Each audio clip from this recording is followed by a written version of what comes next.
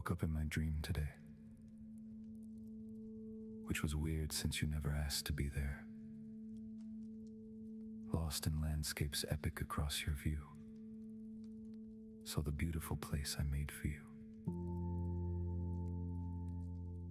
Watch my memories of us together play across the surface of a pond, splashing the surface when you couldn't take it anymore. The memories not as you had left them, seemed as if they had been retooled. The ripples crashed into the surface opposite like tidal waves, whisking wanton dreams away like the painful memories they really are. Strolling further along this dream, you peeled away the thick coat of paint. Fresh paint caked everything with the utmost precision. Some unseen caretaker, trying to keep the place looking pretty, but losing the original look long ago. The colors were all wrong. When did pink enter this sad story? Right colors in wrong places. Greens that should be black. Someone will surely pay for that. The overall gut wrench this place brought made you see and eventually pity the error in my thought. You spent all day in this dream picking apart all its seams, exposing the rigid rust below the surface, calloused rock below sun-bleached sand. When you finally exposed the exit, you found new pity in your heart. A part of your gut shut off due to inactivity. Till now. Thank you for the visit. Thank you for the dose of reality. Thank you for the taste of a life all but lost. Thank you for stopping by. I woke up in your dream today, which was weird because I don't ever remember you placing me there. No matter how I begged and pleaded, all you really needed was time or space. In any case, I found myself there, and found a great white room, bare, a giant art exhibit hall with no pieces to share. I wandered around and lost myself for what felt like ages. Finally, I found a giant book with blank pages, placed next to this great book I didn't dare look. It was a picture frame hung low next to my face. I sat back in awe as it played out your memories. Each image ran through with cracks, grain, and burns, each image scarred more than the one before. The glass in the frame cracked with years of disgrace. Behind the pain inflicted to the images, behind the pain of their existence, there lay the most sublime remembrance ballad ever played. A smile graced my jaw as I misplaced all that awe. My gut sank to my shoes. My heart jumped up to my gullet. Like the pain of catching a bullet, it hit me, all very quickly, and none too soon. I knew that once this hall was gloriously full of pictures of me. Pictures of us, pictures of us, pictures of me. All lost now. All taken out back and shot like a lame horse. All disposed of by some invisible curator. Each passed just a little bit more, or a little bit less. All depending on your state of mind until there was nothing left. Nothing but this one frame. And now you wish you could forget, but you can't. So you kick and you tear and you scream and you cry and you laugh at your feeble attempts. Sitting there, I thought I could almost see you across from the frame, pressed in the corner pretending not to watch. As I reached out to comfort you, my vision disappeared, and I tripped over the book. Reaching down, I picked it up for another look. The cover read, "Savior of nothing but my soul," a tribute to lost love. Opening the massive pages, I gawked at the absolute nothing that grazed them. Stopping at the first page, I saw the words as if they appeared there just for me. Fallen. Now, too far to be caught. You will never save me. There are no more battles to be fought. True love only ends in tragedy.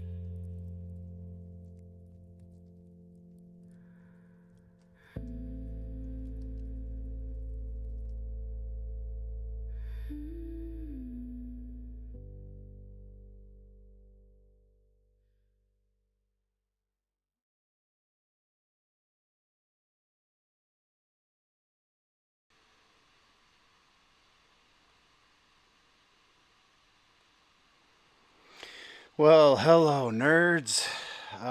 Once again, cutting off too soon. Um, Consistency is the goal right now. We'll work on the length of the show as I can maintain that consistency. So, welcome to another news stream.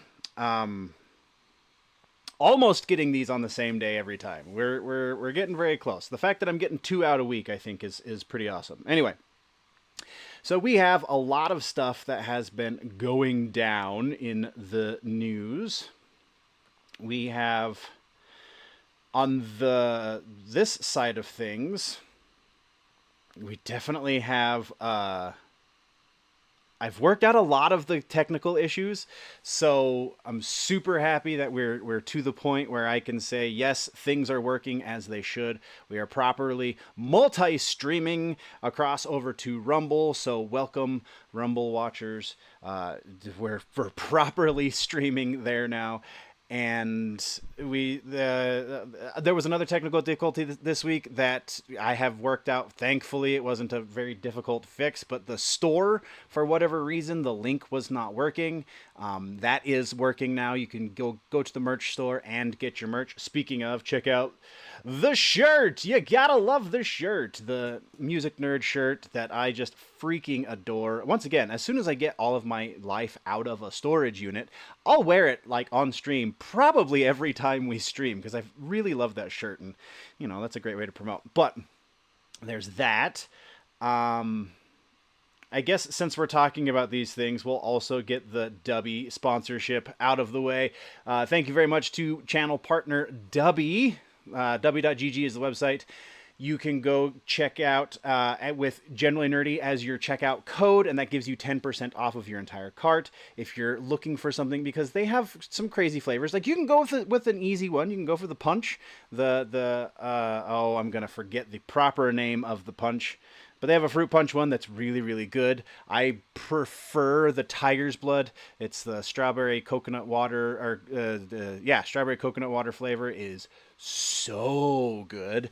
But my favorite, I don't know, I kind of vacillate between the tiger's blood and the s'mores. But yeah, s'mores is also dangerously good. So go check out w.gg. Go get your 10% off. Use code GenerallyNerdy at checkout. I think that's all the behind the scenes stuff. I think that's everything. We don't have a whole bunch of time, but we are going to read the news. So we have a handful of quickies that we're going to get out of the way before we get to the teased pieces from the thumbnail for today's episode. First up, very quickly, we have Pan's Labyrinth is returning in theaters in 3D for the 20th anniversary in October. Nothing special here. October 9th, you can go see Pan's Labyrinth in theaters once again. It'll be in 3D and in HDR. I don't know if it tells us. Fathom Entertainment. So it's a Fathom Entertainment presentation, which kind of doesn't surprise. So if you have a cinema near you that does Fathom events, then there you go. So that's one. Next is one that I wanted to talk about last week because that's when it came from, but that just didn't work out. We have the CinemaCon situation happened. We have the first Resident Evil trailer was there. We have yet to see it released widely, but it is to the point where we are going to be getting trailers, which is awesome. Zach Krieger brought his new Resident Evil movie to CinemaCon, and the first trailer sounds like exactly what fans want from the franchise: blood, zombies, and chaos. There's no trailer for us to watch. We're probably not going to do any reactions this stream, but we are this much closer to getting Krieger's Resident Evil movie, which hopefully will go very long distances towards correcting the existing movie franchise for Resident Evil. Next up, we have casting announcements. Close the Resident Evil bit. Casting announcements. We have Lena Headey and Andrew McCarthy and James Lance all being cast for Wednesday Season 3 on Netflix. No announcement as to exactly who they're going to be playing. Obviously, they're going to be playing new characters. So far, we haven't really seen much as far as like recognizable characters from the existing franchise, because really the only recognizable characters are the family, and we got all of them in the first season. So anyone new on top of that is going to be a new character, very, very likely. Nothing else really to report there. Really kind of exciting that we're getting these names in something that is ostensibly fairly niche, because it's dark in that it's the Addams Family. It's also Tim Burton taking care of it, so it's extra dark on top of the fact that Tim Burton has had his little controversies over the course of the last year, or the course of the last couple years. So that's always good to see. We'll talk real quick about Spider-Man. This is the first of the 3 teasers from the headline/thumbnail, and that is Spider-Man Brand New Day is revealed at CinemaCon. If you haven't seen these images yet, this is our movie poster. So we have the hand is going to be a key factor in this movie. We also have footage. Let's see if we can play it right here. Yeah. Oop, let's mute that. So, huge reveal as far as this is concerned. Also, look at that comic book shot. That is straight from the pages of Spider-Man books. That's awesome. I don't think there's much to read here. Sony's CinemaCon promotion for Spider-Man Brand New Day has dropped new posters showing Spider-Man surrounded by the hand, with the wall crawler leaping into action as sword-wielding enemies close in below. The second poster features a look at Zendaya as MJ, and new footage has dropped. I think we might have, yeah. Oh, that's actually cool. I did not see that one before. This is like super reminiscent of Tobey Maguire Spider-Man as far as like the marketing for those movies, but then we have Zendaya in his eyes. That's pretty cool. Updating. We're awaiting word on whether Sony screened trailer footage or any exclusive scenes during CinemaCon presentation. More details should be coming soon. Other update. Footage shows Peter dealing with the fallout from No Way Home. I think we've seen all of that. We might have actually even talked about it in stream. But I just wanted to show the hand, which is going to be really cool, which also means we might be seeing Elektra, also means we might be seeing some more of the street level superheroes from the Netflix, now the Daredevil Born Again show. So, yeah. Super, super cool. All right. That's our first of the big ones. That one was quick. The other 2 probably won't be as quick. We're going to get into something that is a little bit more into the weeds real quick, as we're trying to keep these things varied, right? So, oops, wrong window. Okay. Season 4 of Invincible is getting more backlash, which I'm not fully on board with. Then Season 3, it's like continuation of the backlash from Season 3. So, audience score drops. Man. Anyway, let's read the article and then we'll comment as we go, right? Invincible Season 4 started with its first 3 episodes on March 18th. On Prime Video, and the rest rolling out weekly through April 22nd. So I am, I believe, an episode behind. But a chunk of the fan base has turned on the season fast. The biggest flashpoint episode, is episode 4, Herm, and the backlash has been strong enough that season 4 now has the lowest Rotten Tomatoes audience score of the 4 seasons at 87%. See, they're making it sound like it's completely like... 87 is still a pretty good Rotten Tomatoes score. For comparison, Season 1 sits at 94, Season 2 at 90, and Season 3 at 93. Wow, really? Season 3 got better ratings than Season 2?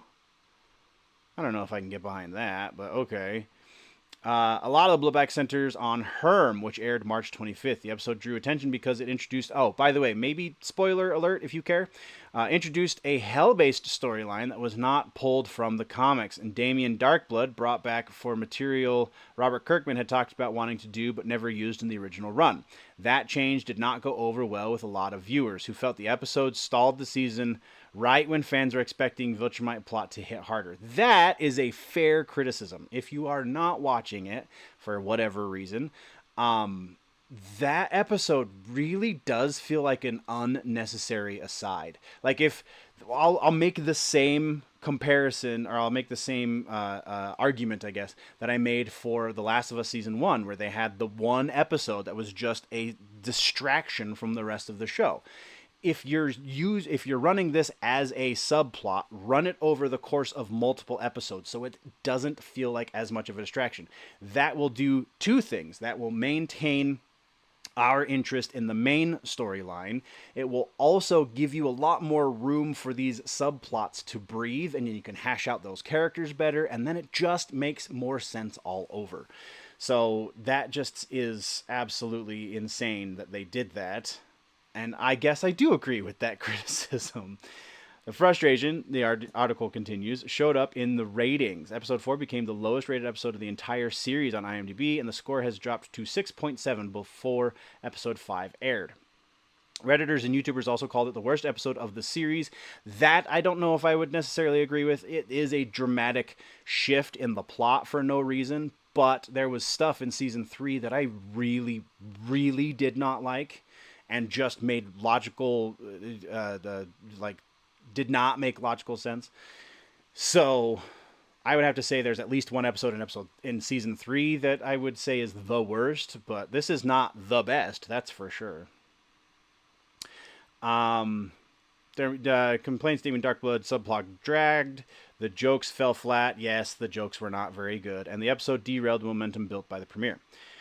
The other big complaint is the animation. All over X, fans have noticed perceived cost cutting, pointing to repeated animation, long stretches of static dialogue, and the Cerberus fight happened off screen rather than being fully shown. Also a fair criticism. Not the animation thing. Like, I understand. They've explained this ad nauseum at this point, why certain issues happen when trying to do an animated show, especially now when everything's super, super expensive. So it's a vehicle to tell the story. If it doesn't look perfect, it doesn't look perfect, and it kind of is what it is. Even some of the positive critical notices have quietly admitted the problem is still there. Rotten Tomatoes Season 4 page includes the first review summary noting that the show keeps pushing the superhero genre forward, even if the animation doesn't always match the strength of its storytelling.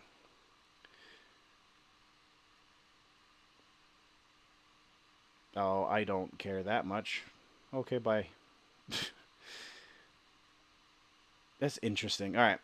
The William recast made things worse. Episode 4 also set off backlash because William suddenly sounded different. Andrew Rannells is no longer voicing the character, with Brandon Scott Jones taking over in Season 4. Fans immediately noticed and were calling the new performance a step down. It's just different. Like, and also, is he really that pivotal to the plot in Season 4? I don't know if it really matters that much, guys. Come on.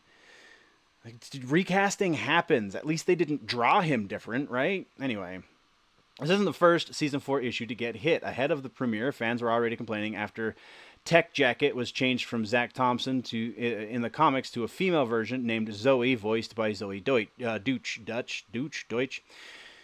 Gender swap sparked backlash. Again, this is a fair criticism. Like, Tech Jacket is not some random background character in the comics, and the fans were already worried the show was messing with the Alan dynamic and changing established material for no good reason. I did not know that. I haven't read the comics. I really, really, really want to, but I have not read the comics. Problem is starting to look bigger than one episode. Put it together, And the backlash is pretty clear. Fans are complaining about filler, original material that feels off-brand, weak animation, a noticeable recast, and more comic changes they never asked for. Season 4 still has episodes left, but the reaction around Herm and the drop in the series' lowest Rotten Tomatoes audience score so far shows that a vocal part of the audience thinks Invincible is slipping this year. I don't fully agree. Like, yes, they make very weird narrative choices from time to time, but I think some of the narrative choices from season 3 were worse. I don't know, maybe that's just me, but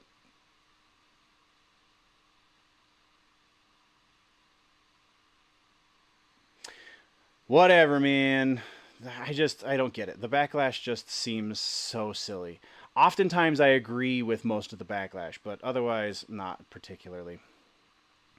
I don't really care about the J.J. Abrams story anymore. You probably don't either, because he's not really relevant to the conversation. Little House on the Prairie trailer. We're not going to watch the trailer, but we'll talk about it real quick. The Netflix show. Oops. No, I said go away. Ah. Okay, go away. Ah, I'm in the wrong one. Okay. There we go. Netflix, Little House on the Prairie trailer reveals new Ingalls family. There is the new Ingalls family. So Netflix has released the first trailer for Little House on the Prairie and also revealed a new look at the Ingalls family ahead of series premiere on July 9th. There we are. New series is based on the beloved books by Laura Ingalls Wilder and marks Netflix's latest take on the classic frontier story. The show is described as part family drama, part survival story, part origin story of the American West, which is kind of what the books were, right? Netflix previews a new Little House, blah, blah, blah. Yeah, so there's a new trailer if you want to go watch it. If you were interested at all, you watched the original show or whatever, like, yeah, it's there. You can go watch it. Again, a lot of quickies this week, or this episode, nerds. Malcolm in the Middle, another poor reaction, another poor adaptation. New Malcolm in the Middle is blasted as woke, preachy, and pointless. I have yet to watch it, though I was going to. I don't know if I'm going to, after hearing some of the things that I'm sure this article is going to be talking about. So, viral reaction on X tearing into Disney and Hulu's Malcolm in the Middle revival, accusing the new series of completely gutting what made the original show work. The post comes from @FloppingAces, who said he and his wife were excited to watch the reboot, only to come away disgusted by what they saw. In the user's view, Disney did not revive Malcolm in the Middle. Disney desecrated it. Oh, boy. According to the post, which has nearly been viewed, that seems like a clunky way of saying being nearly viewed, 200,000 times. The revival is, quote, absolute trash, unquote, with no laughs, no chaos, no nostalgia, and no heart. Instead, the ex-user described it as pointless, preachy slop that feels more interested in pushing an agenda than delivering the kind of comedy fans loved from the original. Frustration in the post centers around what the user sees as Hollywood forcing modern identity politics into a classic sitcom instead of respecting the source material. Bryan Cranston is super ridiculously woke, so this should not surprise us. Like, he has TDS as bad as most, so, like, that's not really necessarily a big surprise to me. Kelly becomes the flashpoint. One of the biggest complaints of the viral post is that what Disney did with the surprise pregnancy from the original finale. Ex-user says the baby was turned into an 18-year-old non-binary they-them named Kelly, which is being held up as the clearest example of how far a revival allegedly strays from the original show. In the post, Flopping Aces mocked the move as exactly the kind of modern Hollywood decision fans have come to expect from legacy reboots. Of course they did, because nothing says, we respect the source material like turning your surprise baby into a pronoun warrior full of depressed apathy, paralyzed embarrassment, and impotent fury, said the ex-user. Malcolm and Stevie also get called out. The criticism does not stop with Kelly. The ex-user also took aim at Malcolm having a mixed-race girlfriend, arguing Hollywood apparently decided the original setup was not diverse enough. Malcolm got a mixed-race girlfriend now because apparently the original white picket dysfunction wasn't diverse enough, states the post. Stevie also drew fire in the post. At Floppin' Aces complained that the character was changed into what the user sees as another example of writers stuffing the series with identity-first choices instead of focusing on humor and character. It's Disney. There's a lot. They have to weed out a lot of nonsense before they're really going to be Disney again, right? The harshest part of the reaction is the claim that the reboot simply is not funny. Flopping Aces said the series has 0 funny moments and 0 heart, which gets right to the core of why fans of the original could be turned off. Malcolm in the Middle was never loved because it checked boxes. Fans loved it because it was wild, sarcastic, dysfunctional, and actually funny. That is very true. Emphasis on dysfunctional and actually funny. Revival can update characters all at once, but once the comedy is gone, the whole thing falls apart. That's also fair. By the end, the criticism turns into a broader shot at Disney and Hollywood in general. Flopping Aces accused them of being creatively bankrupt and ruining established franchises because they cannot come up with anything original.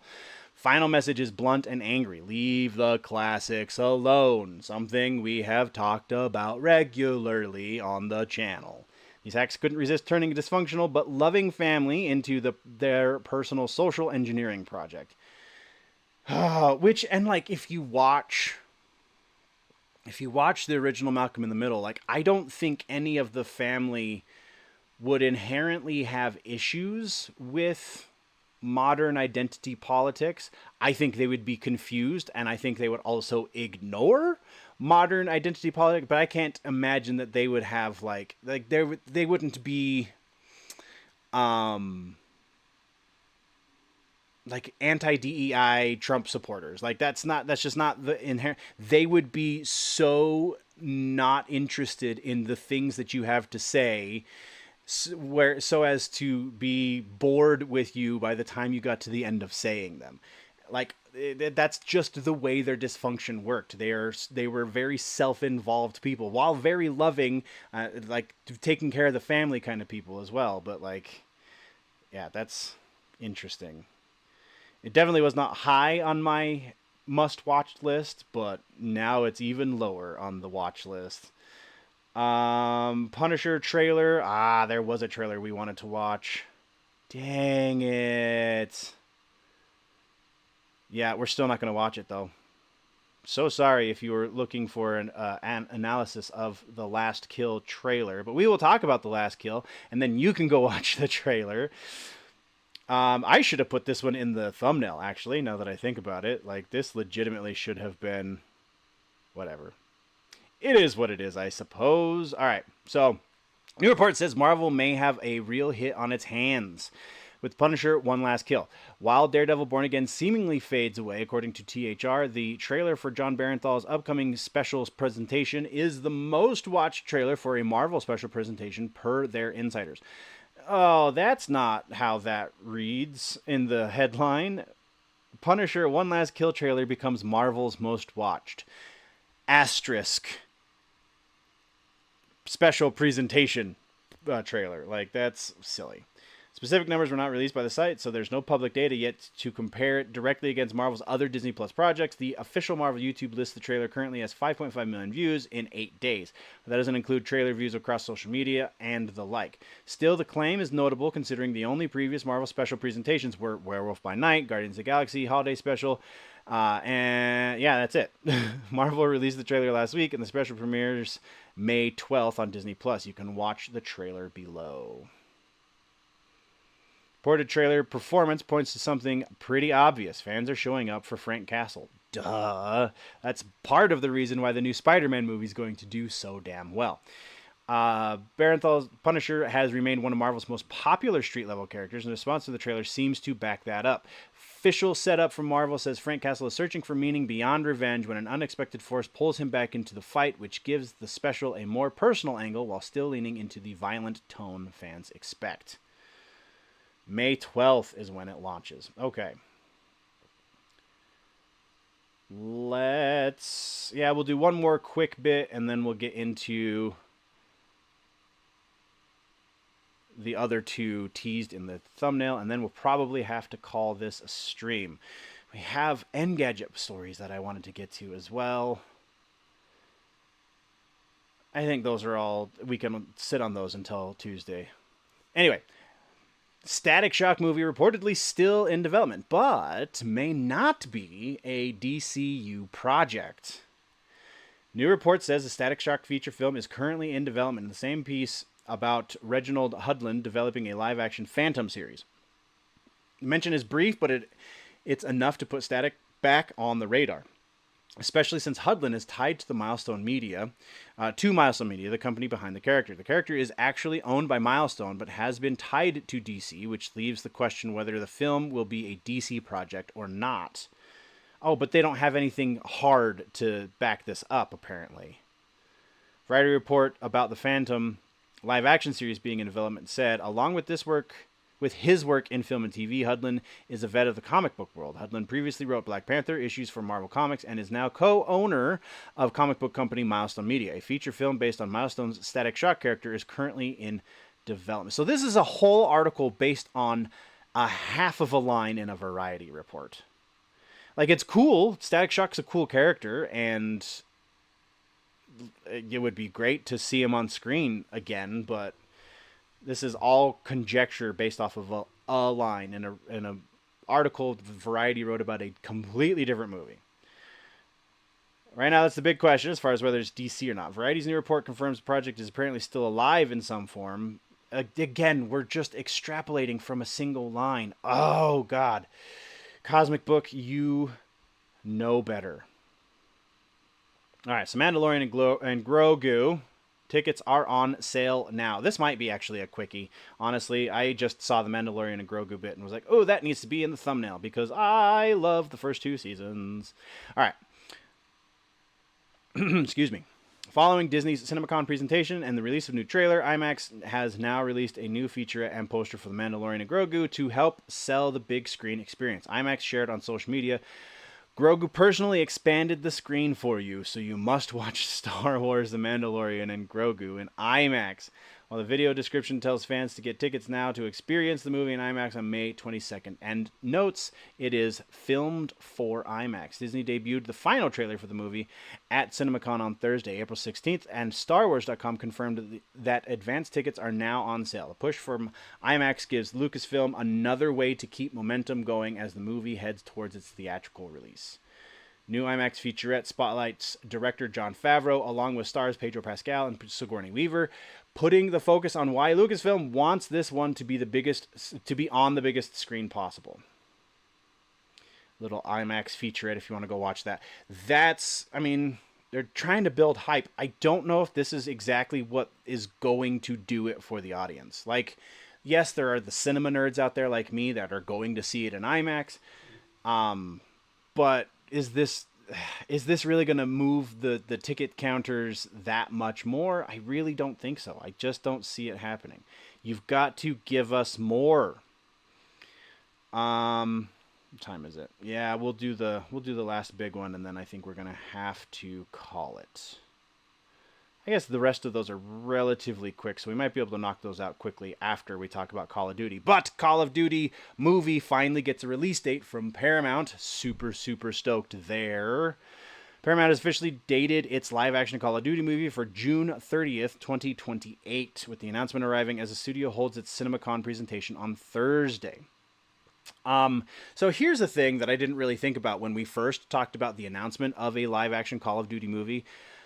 The Call of Duty games, at least the ones that are like the big ones from the franchise, they're usually, and pardon me if I get any of this wrong because I am not a COD player, but aren't most of the really significant entries into the franchise based on actual historical battles, the historical like war battles from different wars throughout history? War battles, that's a dumb phrase.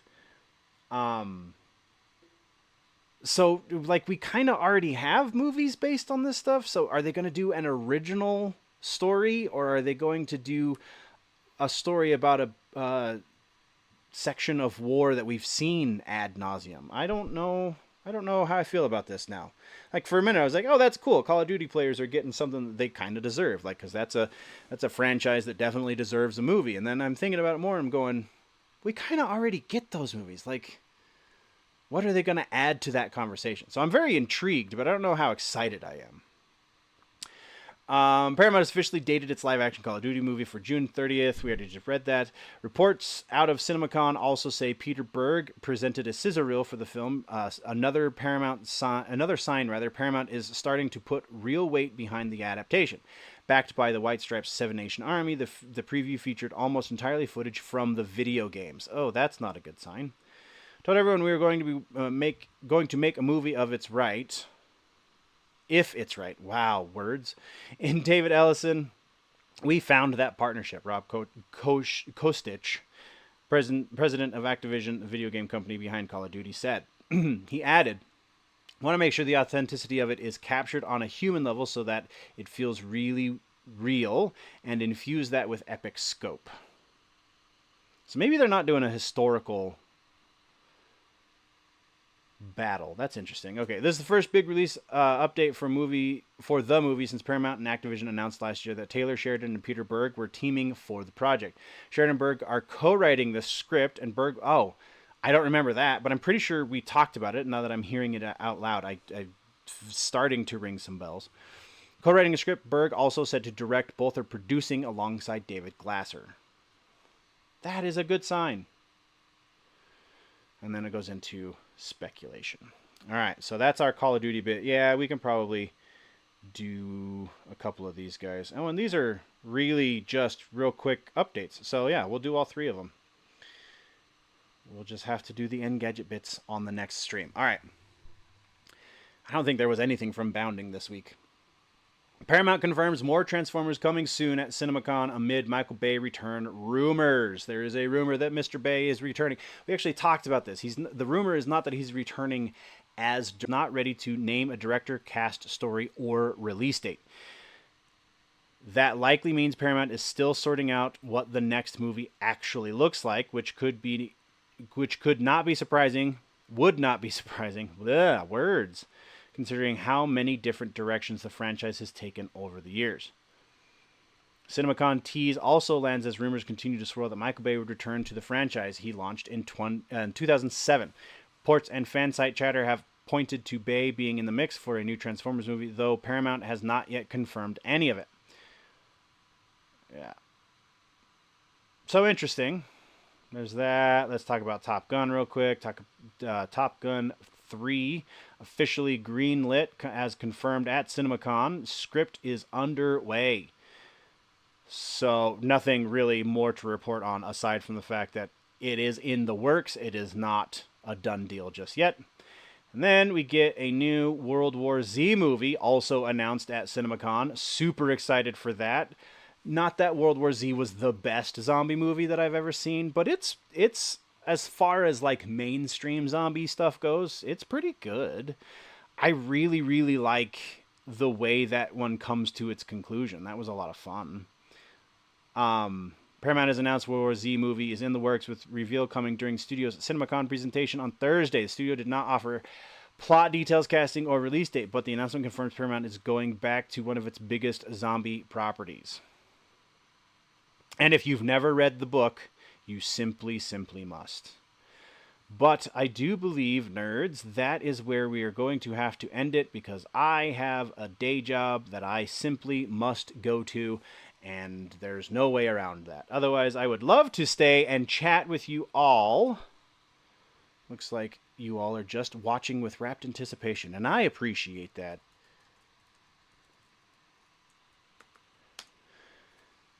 So, as it stands, that is what we're calling our stream. Let's get back here. Once again, don't forget, go check out the store linked down in the description. You can get your Phantom Nerd Music shirt. You can also check out, we'll keep that up and then we'll go here and get this guy on screen. You can also check out DUBBY.gg for your 10% off. You can use the Generally Nerdy code every time you check out. So you can always get 10% off with code Generally Nerdy at checkout. Go get yourself some delicious Energy drinks, like legitimately the best in tubs that I have tasted, and I've had a lot of G Fuel. Well, actually, those are the only two companies I've really done energy drinks from. I've had a lot of pre-workout from different places. Alani has some good pre-workout, but I seriously prefer Tiger's Blood and S'mores. I cannot emphasize that enough. Those two drinks are so good. Like, I'm afraid my heart might explode from all the caffeine because I drink them a lot. Anyway, pretty awesome. I love the guys over at DUBBY. They are doing God's work over there. So go thank them by purchasing some of their delightful products. They also have a bunch of merch. They have some pretty cool like shaker bottles and stuff, so you can get that and use code Generally Nerdy at checkout when you do pick that stuff up. So you get 10% off. I get a little bit of a kickback. DUBBY gets to sell a little product, and everybody wins. So there's that. I appreciate your faces, nerds. Thank you so much for coming around for these streams. I'm super stoked that we are finally working through some of this backlog of information and news that I wanted to get to for the last week or so.